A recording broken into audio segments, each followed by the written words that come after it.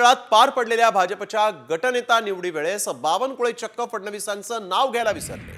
गटनेता निवड प्रक्रियेवेळेस बोलताना बावनकुळेंनी मंचावरच्या सर्व उपस्थितांचा उल्लेख केला, मात्र देवेंद्र फडणवीसांचं नावच घ्यायला ते नेमके विसरले। त्यांना मग आपली चूक लक्षात आली तेव्हा त्यांनी दिलगिरी व्यक्त करत आपली चूक सुधारली।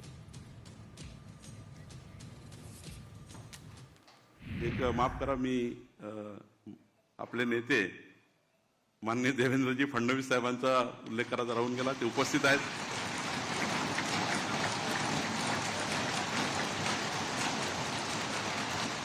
खाली असल्यामुळे वर नाव घेतलं।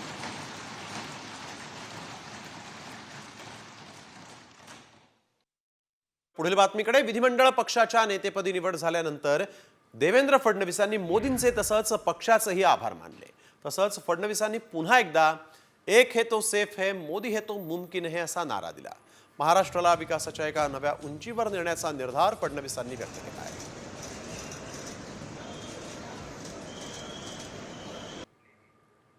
या निवडणुकीचं विश्लेषण करायचं झालं तर मी असं म्हणेन की या निवडणुकीने एक गोष्ट आपल्या समोर निश्चितपणे ठेवली आहे, ती म्हणजे एक है तो सेफ है आणि मोदी है तो मुमकिन है।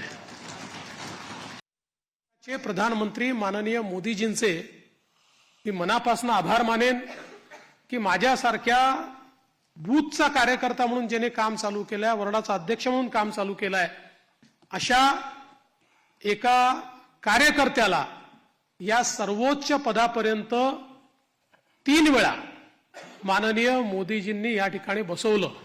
अर्थात त्यातला एकदा 72 तासाकरताच होतो, पण तरी देखील टेक्निकली होतो। त्याच्यामुळे 3 वेळा मला महाराष्ट्राच्या मुख्यमंत्री पदावर बसण्याचा मान सन्मान त्यांनी दिला।